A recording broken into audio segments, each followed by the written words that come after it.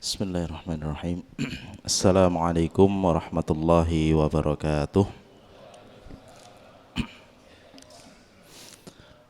Alhamdulillah, wassalatu wassalamu ala rasulillah wa ala alihi wa sahbihi wa man walah, amma ba'du.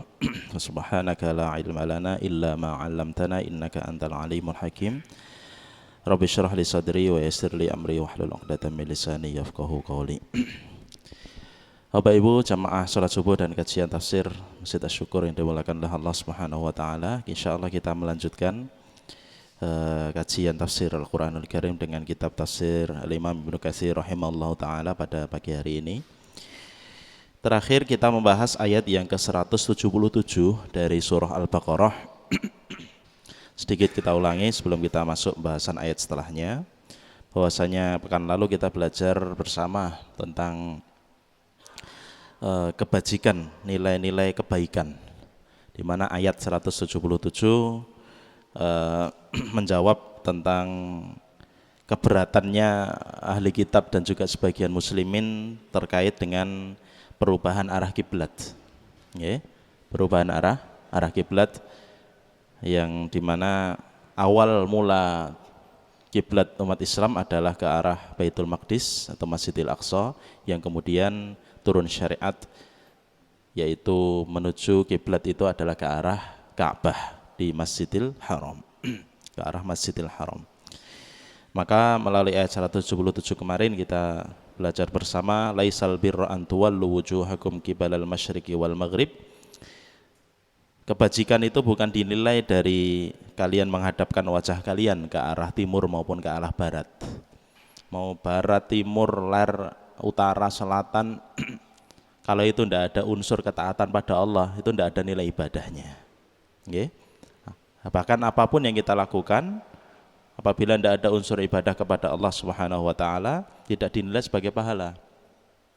Termasuk bahkan ibadah-ibadah sosial kita dinilai oleh Allah Subhanahu wa taala sebagai pahala dan bermanfaat pada kita pada hari kiamat, manakala didasari dengan nilai keimanan dalam hati kita. Itu perwujudan dari nilai keimanan kita, yang itu kelak kemudian akan membawa manfaat kepada pelakunya. Tapi tidak dasari dengan keimanan, maka semua amal itu seperti debu yang berterbangan pada hari kiamat kelak. Wa qadimna ila ma amilu min amal, Allah berfirman di surat Al-Furqan, dan kami tampakkan amal mereka selama mereka hidup di dunia, faja'alnahu haba'am mansura, dan kami jadikan amalan mereka seperti debu yang berterbangan. Maka dasar keimanan itu sangat penting, dan dasar atas apa yang kita lakukan adalah dasar ketaatan kepada Allah Subhanahu wa taala. Maka menghadap timur maupun barat tidak dinilai sebagai kebajikan atau ibadah, melainkan yang dinilai apa adalah walakinnal birra man amana billahi, tetapi kebajikan itu dinilai satu adalah iman kepada Allah, wabil yaumil akhir, dan iman kepada hari akhir, hari kiamat, wal malaikati, para malaikat, wal kitabi, kitab-kitab, wan nabiyyin, para nabi. Jadi dasar awal dan dasar fondasi kita. Ibarat bangunan itu harus ada fondasi. Bangunan itu pasti butuh fondasi. Bangunan tanpa fondasi akan roboh. Bangunan bisa berdiri kuat, maka harus ada fondasi. Fondasinya itu iman. Dari diri kita itu pondasinya iman. Yang kemudian diikuti setelahnya, setelah iman pada Allah, hari akhir, malaikat, kitab-kitab, nabi, yaitu rukun iman kita, diikuti dengan amal perbuatan kebaikan. Wa atal mala ala hubbihi, dan memberikan hartanya dari yang harta yang dicintainya kepada siapa? Dawil kurba, kerabat, wal yatama, anak-anak yatim, wal masakina, orang-orang miskin, wa benas sabil, ibnu sabil, musafir yang membutuhkan bekal untuk sampai ke tempat tujuannya, wasailin, dan orang yang meminta-minta, wafir riqab, hamba sahaya, yang sekarang di zaman kita sudah tidak ada, hamba sahaya yang mereka ini ingin memerdekakan dirinya sendiri dengan menebus harga diri mereka sendiri, karena hamba sahaya kan diregani, Pak, jadi harga sekian gitu. Kemudian wa aqamas shalah, mendirikan salat, wa ataz zakah, menunaikan zakat. Ini nilai-nilai kebaikan. Wal mufuna bi ahdihim idza ahadu, dan juga mereka ini adalah menepati janji apabila mereka berjanji. Karena dalam Islam al-wa'du kaddain, janji itu seperti hutang, Pak. Arti itu seperti hutang. Maka apabila kita berjanji harus berusaha betul untuk menepatinya. Apabila kita tidak mampu menepati janji kepada seseorang, sampaikan, Pak, minta maaf. Jangan hanya menebar janji begitu saja besok lupa. Nah, itu bukan sifat orang yang beriman. Bahkan naudzubillah itu salah satu sifat orang munafik. Ayatul munafiki salasun, ayat orang-orang munafik atau tanda orang munafik 3, idza hadatsa kadzaba, kalau bicara sering berdusta. Apabila berjanji dia mengingkari, dan apabila diberikan amanah dia mengkhianati. Semoga kita dijauhkan dari sifat-sifat orang munafik. Idza ahdu was-sabirin, dan juga sifat atau dari kebaikan adalah orang-orang yang bersabar. Fil ba'sa'i wad-dharra, dalam kesulitan, dalam menghadapi kesulitan kesempitan hidup. Yang namanya manusia itu pasti diuji. Kita hidup di dunia itu tidak kemudian serta-merta begitu saja, melewat begitu saja. Tapi ada ujian. Hanya saja bentuk ujian kita berbeda-beda. Niki nggih. Jadi hakikat ujian kita pasti diuji, Pak. Loh, hikmah, salah satu hikmah utama penciptaan kita itu adalah ujian kok. Tabarakalladzi biyadihil mulku wa huwa ala kulli syai'in qadir, awal surat Al-Mulk. Alladzi khalaqal mauta wal hayata liyabluwakum ayyukum ahsanu amala. Hikmah penciptaan manusia, dialah Allah yang menciptakan kehidupan dan kematian. Liyabluwakum, untuk menguji kalian, ayyukum ahsanu amala, mana hamba-hamba yang berbuat baik. Ini ujian. Jadi kita itu ujian. Begitu juga menghadapi berbagai macam kesulitan dan musibah. Pasti diuji. Apa hasibatum an tadkhulul jannah? Di banyak ayatnya Allah menyebutkan, apakah kalian akan mengira begitu saja masuk surga? Walamma ya'tikum masalul ladzina khalau min qablikum, padahal belum datang kepada kalian ujian-ujian yang menimpa orang-orang sebelum kalian. Yang berat ujiannya. Berat sekali ujiannya. Ashabul Ukhdud, kita kisah Ashabul Ukhdud, mempertahankan keimanan, Mbak. Itu toh nyawa. Karena dihadapkan milih parit, masuk parit mati, tetap dalam keadaan beriman, atau hidup tapi harus meninggalkan agama Allah. Toh nyawa, Pak. Zaman Rasulullah SAW masuk Islam saja. Kemudian beriman, toh nyawa, Pak. Berapa banyak sahabat yang kemudian terbunuh. Keluarga dari Ammar bin Yasir misalnya, bapak ibunya dua-duanya dibunuh, Pak. Karena apa? Mereka sekeluarga beriman. Bilal bin Rabah beriman, ditimpakan batu yang begitu besar ke punggungnya. Toh nyawa itu, dan berat. Maka setiap kita pasti diuji, hanya berbeda-beda. Jangan samakan ujian kita dengan orang lain. Kalau kita mendapat ujian dari Allah Subhanahu wa taala, sabar. Di sini yang dipuji oleh Allah. Orang-orang yang sabar menghadapi kesempitan hidup, kesulitan hidup, pasti kok, Pak. Namanya hidup dunia berputar, Pak. Ada yang kadang di atas, kadang di bawah. Biasa itu. Biasa. Orang dahulu juga diuji macam-macam. Ujiannya beda-beda itu tadi. Sahabat macam-macam. Ada yang ujiannya itu, bahkan para nabi pun berbeda-beda. Ada ujiannya itu ditimpa dengan sakit. Nabi Ayub misalnya. Ada ujiannya harus masuk penjara dulu, Pak. Nabi loh, harus masuk penjara. Nabi sinten? Yusuf alaihi salam. Harus di penjara. Penjaranya bukan karena kejahatan loh, Pak, karena saking gantengnya. Gitu loh. Saking gantengnya itu kemudian orang-orang cewek-cewek kala itu tidak kuat melihat kegantengan Nabi Yusuf, hingga Imra'atul Aziz atau yang nyebut Zulaikha itu kemudian menggoda Nabi Yusuf karena enggak kuat. Di depan ini seperti malaikat ini. Hingga kemudian difitnah, dimasukkan, dijebloskan ke dalam penjara. Itu ujiannya. Padahal tidak melakukan kemaksiatan, tidak melakukan dosa. Tapi sebaliknya, ada yang diuji itu dengan gemerlap harta dan kerajaan yang Masya Allah. Nabi Sulaiman alaihi salam. Itu ujiannya seperti itu. Dan beliau mengatakan inilah ujian dari Allah Subhanahu wa taala. Dan beliau mengakui bahwa semua kekayaan itu beliau dapatkan dari Allah Subhanahu wa taala, bukan murni dari beliau. Dan kekayaannya Nabi Sulaiman itu tidak ada yang nandingi Pak sampai hari kiamat. Tidak ada yang nandingi. Sekarang orang kaya pasukannya punya Al-Ghujul, punyanya itu manusia semua. Tapi Nabi Sulaiman pasukannya nggak ada manusia Pak. Manusia itu ada, jin ada, hewan-hewan ada, burung ada. Setan tuh jadi pasukan Nabi Sulaiman, manut oleh Nabi Sulaiman. Nggak selesai di situ, angin itu bisa berhembus ke arah yang diinginkan Nabi Sulaiman. Itu luar biasa itu. Kalau sekarang di zaman kita mungkin kartun yang bisa itu. Orang tidak ada angin berhembus ke arah sana. Tapi Nabi Sulaiman diberikan kemampuan untuk itu. Dengan kemampuan dan kekayaan yang luar biasa. Dan beliau tahu ini ujian dari Allah untuk mengujiku apakah aku termasuk hamba yang bersyukur atau tidak.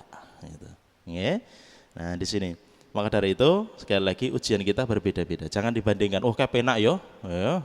Ratau ketok ratau loro ketok ratau. Belum tahu, belum tentu Pak. Dia mungkin sehat, ekonominya lancar, tapi ada orang yang diuji dengan keluarganya misalnya, mohon maaf.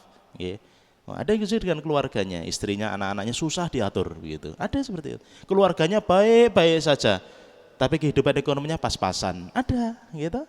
Hanya macam-macam. Jangan kita bandingkan, itu kita enak banget, nggak tahu Pak. Di dalam rumah tangganya seperti apa kita tidak tahu, gitu. Maka kalau kita mendapatkan ujian, hadapi setiap ujian kita dengan kesabaran yang tinggi, karena di balik kesabaran itulah terdapat nilai-nilai yang begitu luar biasa.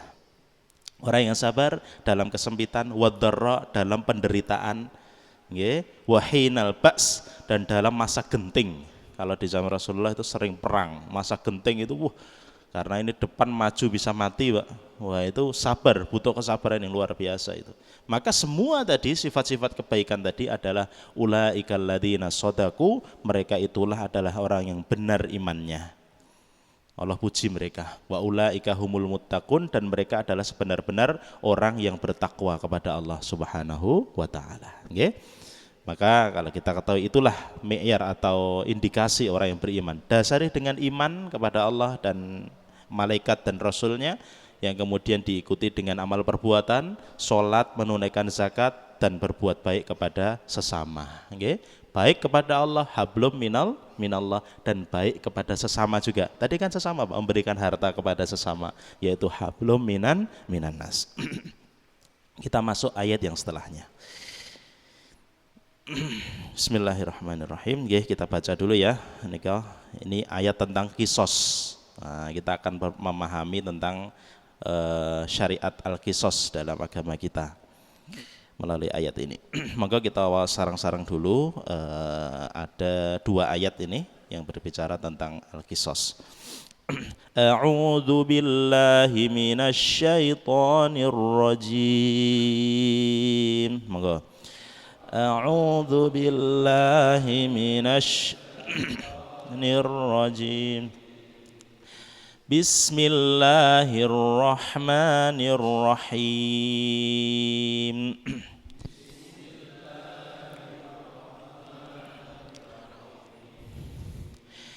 Ya ayyuhalladzina amanu kutiba alaikumul qisasu fil qatla. Monggo. Ya ayyuhalladzina amanu kutiba alaikumul qisasu fil qatla. Al-hurru bil-hurri wal-'abdu bil-'abdi wal-unsa bil-unsa.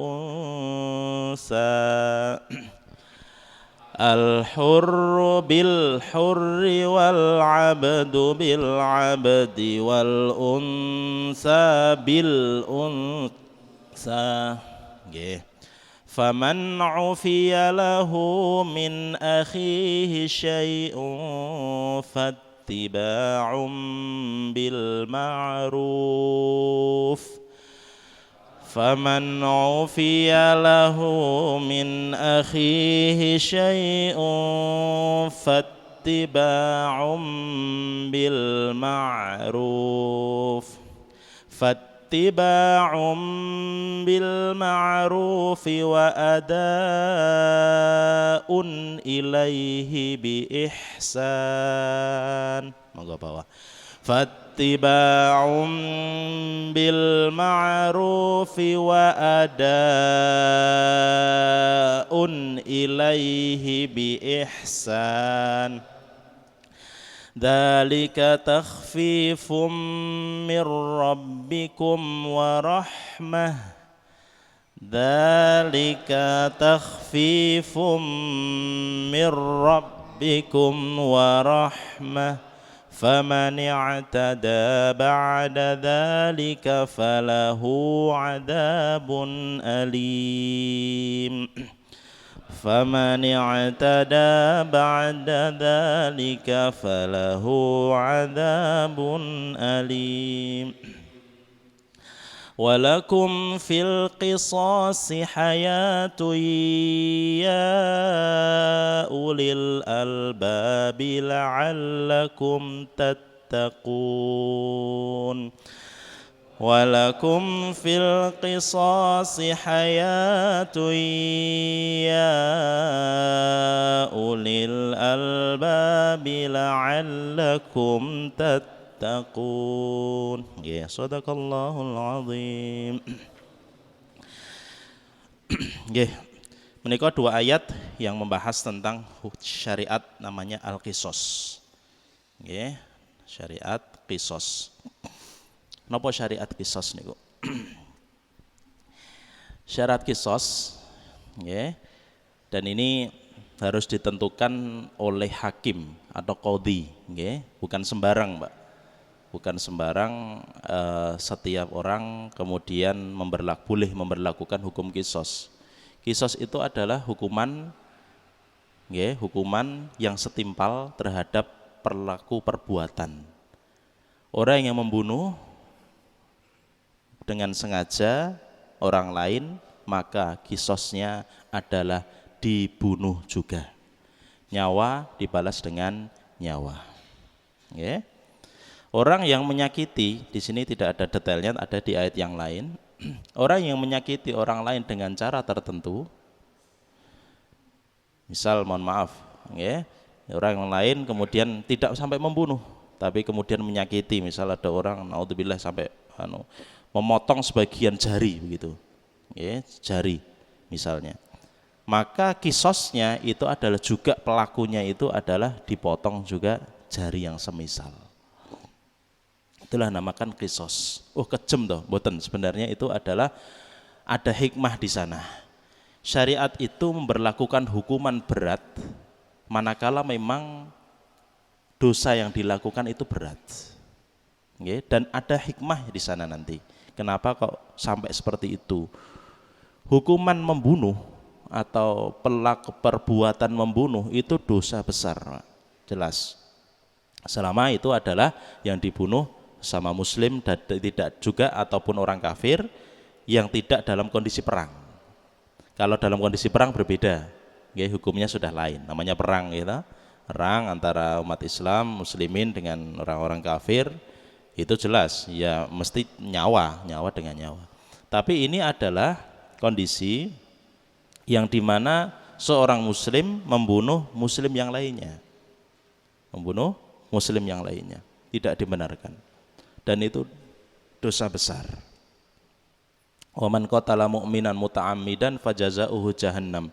Siapa yang melakukan pembunuhan terhadap muslim yang lainnya muta'ammidan dengan sengaja, maka balasannya kata Allah jahannam khalidan fiha. Satu nyawa saja, Pak, adalah itu membawa pelakunya ke jahannam, berkhalidan fiha, yaitu abadi di sana selama-lamanya. Apalagi tidak tempat bertaubat. Kecuali sebelum meninggal dunia benar-benar bertaubat, ya urusannya di hadapan Allah Subhanahu wa taala. Artinya apa? Di sini Islam kenapa memberlakukan hukum qisas? Agar orang tidak sembarangan membunuh nyawa orang lain. Islam itu sangat menjunjung tinggi harga nyawa satu orang itu loh, Pak. Gitu? Harga nyawa satu orang itu. Maka kenapa berlaku hukum qisas? Nanti diantara hikmahnya orang mau bunuh itu mikir karena qisas ini nanti berlaku. Tidak hanya kemudian bunuh, wah aku paling aku iso selamat gitu ya. Nggak bisa, Islam itu berat. Karena apa? Untuk menghindari pembunuhan selanjutnya. Untuk menghindari agar berhenti itu perbuatan-perbuatan seperti itu. Kenapa berat? Dalam Islam zina, orang yang berzina itu hukumannya berat. Karena itu dosa besar. Dan itu bahaya nanti. Orang yang berzina, misalnya kalau kita bicara hukum syariat, babakan penerapannya itu memang harus dengan hakim muslim. Kalau kita bicara hukum syariat, orang yang berzina, dia belum menikah dan dia berzina, maka hukumannya adalah cambuk 100 kali, Pak. Karena kenapa? Di balik cambuk itu jera, Pak. Dimaksudkan agar jera. Apabila nanti dia mau mengulang teringat, oh sakit loh dicambuk itu. Gitu. Karena rasa sakit itu bisa memadamkan gejolak keinginan dia untuk berzina kembali. Orang yang lebih sudah menikah, ada istri yang sah di rumahnya, tapi dia nekat untuk berbuat zina, lebih berat lagi, Pak. Dalam Islam syariatnya adalah sampai dia dirajam. Rajam itu kubur, tinggal kepalanya saja, lempari dengan batu. Loh kenapa? Oh kejam, enggak kejam. Ini zina sudah berkeluarga. Gitu? Sudah berkeluarga. Lah kok nyari hal di luar sana yang gitu? Yang itu jelas-jelas haramnya. Padahal di rumah ada yang halal. Maka berat sekali. Agar apa? Agar itu sekali sajalah begitu loh kurang lebih terjadi dan tidak terjadi dengan orang-orang setelahnya. Agar orang melihat, wah zina itu abot tenan ternyata. Sehingga orang mikir 1000 kali sebelum melakukan itu. Begitu juga pembunuhan. Okay. Pembunuhan dibalas dengan pembunuhan. Hukum aslinya gitu. Itulah kisos. Kita baca rinciannya melalui ayat ini. Ya ayyuhalladzina amanu, wahai orang-orang yang beriman, diwajibkan atas kalian kisos berkenaan dengan orang-orang yang dibunuh. Okay. Ini hukum aslinya kisos. Ada seorang yang dibunuh dan dia itu muslim, maka kemudian balasannya adalah orang pembunuh tersebut juga harus dibunuh. Tapi yang membunuh bukan pihak keluarganya ya Pak. Ya, nanti kalau kita rincikan tentang syariatnya, yang membunuh atau melaksanakan hukum kisos itu adalah harus melalui hakim muslim, ya, qadhi muslim yang itu menentukan hukum dan yang mengeksekusinya. Nek keluarga, kemudian misal keluarga A dengan keluarga B, ada keluarga A anggota keluarganya dibunuh, keluarga B membalas, itu nanti balas dendam nggak selesai itu nanti sampai 7 keturunan, gitu. Nggak selesai, itu banyak sekali terjadi. Awalnya baik-baik saja karena ada pembunuhan di salah satu anggota keluarga yang kemudian menimbulkan dendam yang luar biasa. Gantenan bunuh sana nggak terima lagi, wah, akhirnya gitu terus Pak. Nggak mandek-mandek itu nanti, gitu terus siklusnya. Maka Islam yang menentukan dan yang mengeksekusi adalah hakim muslim, ya, hakim muslim. Memang ada algojonya khusus, ya, dan tentu syarat kisos tidak diterapkan oleh kelompok tertentu, okay? Mboten saged kita, mohon maaf misalnya kelompok A ini akan melaksanakan hukum kisos di Indonesia, mboten saged, itu harus tentu melalui tahapan dan proses dan ada pemerintahan yang melakukan itu. Tidak sembarangan, kelompok pun tidak bisa, okay? Kelompok tidak bisa, harus diserahkan ke hakim. Nah, tapi kita pahami dulu, kenapa sih kisos itu ada? Orang merdeka dengan orang merdeka, hamba dengan hamba, wanita dengan wanita. Islam itu adil. A dengan A, B dengan B, C dengan C. Membunuh dengan membunuh. Menyiksa, dia dibalas menyiksa. Ya. Itu agar apa? Pelaku orang yang mau melakukan pembunuhan dan penyiksaan mikir, karena akibatnya dia akan mendapatkan itu. Dia membunuh orang, berniat untuk membunuh orang. Dia nanti juga mikir 1000 kali, karena apa? Dia juga akan dibunuh. Melalui hukum kisos, dia akan menyakiti orang lain, maka dia mikir 1000 kali Pak. Karena apa? Balasannya nanti adalah juga akan disakiti dengan yang serupa. Niku nggih. Maka ini adalah al-kisos. Maka di sebalik kisos itu, nggih, tentu bagaimana keadilan. Islam itu menegakkan keadilan seadil-adilnya Pak. Kita kadang berpikir, oh, hukum Islam itu ternyata abot ya gitu. Ternyata di sebalik itu Pak adalah bagaimana menegakkan keadilan kepada semuanya. adil kepada semuanya. Tidak ada hukum kisos, orang bisa membunuh sembarangan. Atau bahkan wah aku membunuh nangkon nek nyelametke gitu. Ada yang nebus, ada yang lain sebagainya. Tidak ada kewajiban untuk kisos, bisa sembarangan, Pak.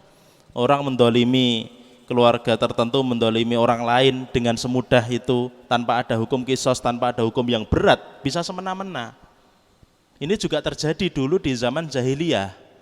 Di zaman sebelum diutusnya Nabi Muhammad SAW itu kedoliman itu luar biasa, Pak. Zina merajalela, pembunuhan itu merajalela, Pak. Jadi gampang banget gitu loh, nesu sithik wis pateni gitu. Gitu, nesu sithik bunuh. Marah sedikit ini enggak terima atau cekcok dengan A dengan B, wes enggak diselesaikan tapi kemudian bunuh. Ini balas bunuh lagi. Akhirnya pertumpahan darah tidak bisa dihindari. Itu terjadi, Pak, kalau kita baca sirah sebelum diutusnya Rasulullah itu, Pak, di tanah Arab sana terutama nggih, dan juga mungkin tempat-tempat lain. Itu Masya Allah, Pak, darah itu begitu murahnya. Gitu loh. Darah begitu murahnya. Begitu juga kalau kita lihat sekarang di tempat-tempat tertentu, mungkin tidak di Indonesia, tempat saya pernah diceritani begitu. Orang Indonesia yang dia itu lama hidup di daratan Amerika. Itu di sana itu nek nesu sithik, Pak, dhuwur. Berarti hampir setiap malam suara apa? Senapan. Senapan itu.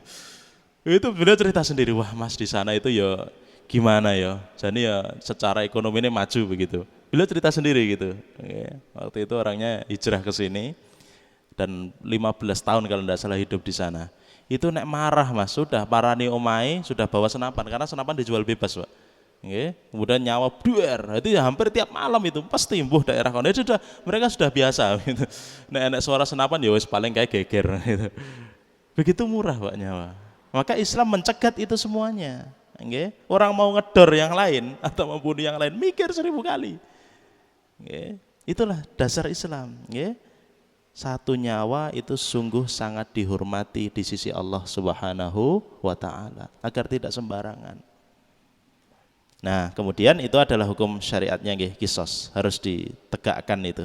Harus ditegakkan. Orang yang membunuh dia balas oleh dibunuh agar berhenti, sudah tidak ada kedoliman lagi, tidak ada pertumpahan darah lagi. Maka Islam datang, Pak. Islam datang. Itu menghentikan semua perang suku yang terjadi sebelumnya. Orang Arab itu nek nesu sithik, suku A dengan suku B misalnya. Wah, itu perang dan bunuh-bunuhan, Pak. Islam menghentikan itu semuanya. Jangan perang karena suku. Jangan perang karena suku. Jadi Islam datang itu sejatinya hukumannya kenapa berat? Itu di sebalik itu adalah membawa kedamaian bagi semuanya. Agar berhenti begitu loh. Agar berhenti. Tidak ada kedoliman lagi. Sudah, jangan lakukan pembunuhan lagi. Orang yang bunuh, selesai. Jangan ada pembunuhan setelahnya. Begitu kurang lebih. Kemudian rincian hukum kisosnya. Jadi hukum aslinya orang yang membunuh dia juga dibunuh melalui hukum namanya kisos. Tapi barang siapa, lah ini yang setelahnya kemudian terjadi misalnya dari A membunuh salah satu keluarga B. Maka apabila sang pembunuh dimaafkan, maksudnya itu mendapatkan maaf dari saudaranya, dari keluarga korban, hendaklah yang memaafkan mengikuti dengan cara yang baik dan hendaklah yang diberi maaf membayar diat kepada yang beri maaf dengan cara yang baik pula. Niki pripun? Si A membunuh anggota keluarga B misalnya. Hukum aslinya tadi ditegakkan apa? Kisos. Kisos dia dibunuh juga. Tapi misal keluarga B ya sudah tidak apa-apa, tidak usah dieksekusi. Ada pemaafan di sana. Apa kewajibannya? Kalau keluarga B niki memaafkan, sudah tidak usah dilanjutkan perkara ini dimaafkan. Kemudian apa? A dan keluarganya wajib untuk membayar denda, namanya diat dalam Islam. Diat namanya. Denda itu namanya diat. Jadi keluarga B memaafkan, ini yang dimaksud adalah fattiba'um bil ma'ruf. Kalau keluarga B sudah menyatakan memaafkan, maka sudah, jangan kemudian nyari cara lagi untuk membunuh si A. Karena tadi sudah selesai di depan mahkamah, depan hakim, ya kami maafkan. Kewajiban A, kewajiban pembunuh dan keluarganya bayar diat, Pak. Denda. Dan itu besar, tidak hanya 1 juta, 2 juta. Berapa diat dalam pembunuhan? Itu adalah 100 ekor unta. 100 ekor unta. Niku mboten segede, nggih. Atau kalau dinilai dengan emas di zaman Umar bin Khattab radhiyallahu anhu itu disetarakan dengan 1000 dinar. 1000 dinar. Berapa coba itu? Kalau dirupiahkan nggih. Rupiah kita sekarang lebih dari 1 miliar. 1000 dinar, 1 dinar itu sama dengan 4,25 gram emas. Nggih. 4,25 gram emas. Ini sekaligus menunjukkan mata uang emas, Pak. Itu stabil sejak zaman Nabi sampai sekarang. Nggih. Oke, coba kita onceki nggih. 1000 dinar kalau dengan diuangkan. Berarti 4.250 gram emas. 22 sampai 24 karat. Di zaman kita sekarang hari-hari ini 1 gramnya biten 1 juta. Gitu, kurang lebih lah, naik turunnya 1 juta. Berarti kalau dikonversi kali 4.250 saja 4.250 juta. Itu arto mboten segede, nggih. Pembunuh mikir kan, petang miliar kok ngendi, rata-rata pembunuh nggak punya harta segitu. Kerjera Pak gitu loh. Okay. Dan itu sejak zaman Nabi. Atau tadi berapa 100 ekor unta. Unta itu sekarang kurang lebih 40 sampai 50 juta. Berarti kalau dikali 100 ya jatuhnya kurang lebih sama, gitu. 4 miliar sampai 5 miliar. Itu sejak zaman Nabi. Berarti stabil sekali emas itu dibandingkan dengan kebutuhan. Saya sedikit masuk ke ini bukan diat tapi kestabilan emas itu loh Pak. Karena Islam itu ya aslinya itu mata uang itu emas, bukan kertas sebenarnya. Karena stabil betul. Di zaman Nabi harga 1 ekor kambing atau domba itu adalah 1 dinar. 1 dinar itu sama dengan tadi berapa? 4,25 gram emas 22 sampai 24 karat. Berarti kalau dirupiahkan sekarang berapa? 4 juta rupiah. Gitu? Sabun angsal Pak Tono ya. 4 juta kambing sudah dapat yang besar gitu. Di zaman Rasulullah Ageng nih. Di zaman Rasulullah 1 dinar itu dulu itu. Itu ada hadis yang menyatakan itu. Dan sampai kita hari ini masih setara. Artinya apa? Emas itu nilainya dari dulu adalah stabil. Tidak ada yang menandingi itu. Itu kembali ke masalah kisos tadi. 100 ekor unta atau 1000 dinar emas murni. Itu diat Pak. Jadi kalau sudah dimaafkan, keluarga B memaafkan, keluarga A wajib membayar diat 1000 dinar atau 100 ekor unta. Kalau sudah itu selesai, gitu. Nah Islam begitu selesai. Tidak boleh ada dendam lagi. Tidak boleh, keluarga B tidak boleh nyimpan dendam. Kalau sudah memaafkan di depan hakim, disaksikan oleh para hakim dan qadhi, sudah selesai. Jangan dilanjutkan lagi. Agar stop Pak. Adanya kisos dan hukum yang mengikutinya itu adalah agar selesai, gitu loh. Tidak ada lagi balas dendam di antara dua keluarga ini, begitu loh. Itu hikmah di situ. Maka dzalika takhfifum mir rabbikum wa rahmah, dengan bolehnya membayar diat itu, karena kalau di zaman Bani Israel itu nyawa harus dengan nyawa, tidak boleh ada pengganti sama sekali. Di dalam kitab Taurat yang berlaku adalah hukum kisos dan pemaafan, tidak ada diat itu. Sedangkan di kitab Injil syariatnya adalah hanya memaafkan saja. Yes, maaf selesai. Itu kadang masih jane ya cik abot gitu nggih. Tapi dalam Islam berlaku ketiganya. Kisos selesai atau dimaafkan harus bayar di diat. Jadi maafkan tapi kemudian adalah timbal balik begitu. Sebenarnya tidak setara nyawa segitu, tapi setidaknya keluarga korban juga mendapatkan hal yang menghibur mereka lah untuk melanjutkan. Bisa saja. Kenapa itu sampai sebesar itu? Karena setidaknya itu apabila korban itu mempunyai anak keturunan kan sampai bisa dewasa Pak, begitu loh. Di antara hikmahnya kenapa harus diat? Kalau bapak misalnya masih punya 2 anak, kok dibunuh misalnya, lu anaknya saya ngapain siapa kemudian? Nah, dengan adanya diat itu paling tidak harta ini bisa membawa mereka sampai dewasa, sampai mandiri, nggih. Ngoten. Faman i'tada ba'da dzalika falahu adzabun alim, siapa yang berbuat berlebih melampaui batas setelah itu, setelah adanya kisos dan setelah adanya diat tadi, maka bagi mereka adalah adzabun alim, bagi mereka adalah azab yang pedih. Maka siapa yang sudah sudah menerima diat, sudah menerima pengganti denda itu tadi, kok masih membunuh pelakunya, maka baginya adalah siksa yang pedih, menyakitkan dan keras dari Allah Subhanahu wa taala. Dan ayat setelahnya sebagai penutup, dan ini sebagai hikmah di balik kisos Kenapa berlaku hukum kisos dalam Islam? Walakum fil qisasi hayatun ya ulil albab la'allakum tattaqun. Kata Allah Subhanahu wa taala, dalam syariat kisos itu ada kehidupan di sana. Okay? Ada penjagaan terhadap hidup bagi kalian. Ya ulil albab, wahai orang-orang yang berakal, la'allakum tattaqun, agar kalian bertakwa. Maksudnya nopo? Dalam pensyariatan kisos bagi kalian, hukuman mati bagi pembunuh itu terdapat hikmah yang sangat besar. Ini Imam Ibnu Katsir menjelaskan. Yaitu apa Bapak Ibu? Kelangsungan hidup dan perlindungannya. Niki lho hikmahnya. Berat sekalian tapi ben selesai, daripada hukumannya nanggung gitu. Malah enggak jera. Alah paling kon bayar 50 juta sesuk neh. Aku diganjar dikek 100 juta membunuh seorang. Alah paling dendone neng kene 50 juta. Misalnya begitu. Aku jek untung 50 juta, sesuk mateni meneh. Enggak selesai, Pak. Maka dengan kisos itu pembunuh dibunuh selesai, berarti sumber kejahatan itu selesai di situ. Jadi tadi ya, kelangsungan hidup dan perlindungannya. Karena jika si pembunuh mengetahui bahwa ia akan dihukum mati, maka ia tentu akan menahan diri, tidak jadi bunuh, Pak. Mikir 1000 kali dia. Maka dalam hal ini terdapat jaminan kehidupan bagi jiwa. Dalam kitab-kitab terdahulu disebutkan al-qatlu anfalil qatli, hukuman mati itu lebih tepat untuk memberantas pembunuhan. Nggih.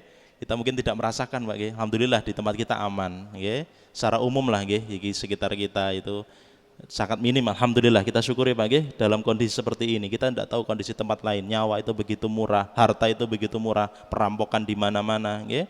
Maka salah satu nikmat yang wajib kita syukuri setelah nikmat Islam, nikmat iman adalah nikmat hidup tentram, Pak. Orang berlimpah harta tapi hidupnya enggak tenang, Pak. Mikir terus itu nanti. Angger bengi ana maling pora yo gitu, enggak bisa tidur, Pak. Mending kita itu pas-pasan gitu, tapi bisa makan dengan baik, bisa pergi kajian enjing ngeten iki, sarapan sareng kuntur ten sabin gitu, atau ke kebun atau gimana, tenang, tidak ada yang mengganggu gitu, tidak ada yang membuat hati kita risau. Itu yang mahal loh, Pak. Itu yang mahal itu. Gitu. Itu yang mahal. Okay? Maka sekali lagi adanya kisos itu agar membentikan. Kalau di suatu daerah ada di sana itu maksiat, yaitu dosa pembunuhan, maka biar selesai dengan kisos itu. Itulah hikmah dari kisos. Di balik kisos yang mungkin di awal kita merasa kok berat sekali ya, itu adalah hikmah yang luar biasa agar tidak terjadi kedzaliman setelahnya, agar kita hidup tenang, tentram, damai pada hidupan kita semuanya. Makatan Bapak Ibu yang kita kaji pada pagi hari ini, ada salahnya ya? Oh nggih, ya. Tadi belum dibahas nggih. Di ayat ini kan pembunuhan yang sengaja nggih. Itu ada ayatnya, wa man qatala mu'minan khata'an, sedikit. Kalau membunuh tidak sengaja, nggih. Celakaan atau itu ada di surat An-Nisa. Bahwasanya apabila seseorang membunuh orang lain tidak sengaja, entah insiden apa begitu, maka dalam Islam bagaimana hukumnya? Fadiyatum musallamatun ila ahlihi wa tahriru raqabah. Dua hukumnya, satu dia membayar diat kepada keluarga korban, dan dia juga tahriru raqabah, yaitu membebaskan budak. Itu hukumnya. Loh, budak enggak ada Mas, nanti yang setara. Ngaten nggih? Yang setara, yang menentukan hakim nanti, Pak. Kalau budak itu di zaman Rasulullah dulu nilainya berapa begitu, itu ditentukan yang setara berapa. Itu dari dua. Satu, dia membayar diat, tetap diatnya sama, diatnya sama 100 ekor unta atau 1000 dinar, 4.250 gram, plus dia harus membebaskan seekor budak sebagai taubat dia kepada Allah Subhanahu wa taala. Kalau memang tidak sengaja, dan itu yang menentukan nanti dibawa ke hakim. Jangan diselesaikan di depan A dengan B gitu, harus ada penengah, Pak. Nah, enggak itu enggak ketemu itu nanti gitu. Jane sengaja, aku bener-bener enggak sengaja. Iki sengaja gitu, enggak selesai-selesai gitu. Maka yang menentukan hakim, nggih. Gitu nggih. Itu di Al-Qur'an disebutkan fadiyatum musalman qatala mu'minan khata'a, karena memang sama sekali tidak sengaja.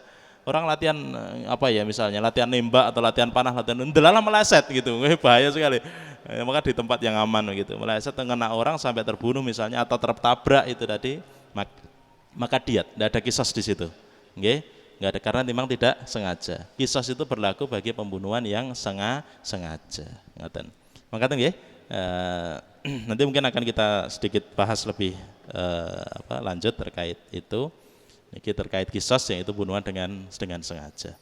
Semoga ada manfaatnya gitu, ya. Kita tutup bersama kajian kita pagi hari ini dengan bacaan hamdalah bersama-sama. Alhamdulillahirabbil alamin. Dengan doa kafaratul majelis, subhanakallahumma bihamdika asyhadu alla ilaha illa anta astaghfiruka wa atubu ilaik. Barakallahu fikum. Assalamualaikum warahmatullahi wabarakatuh.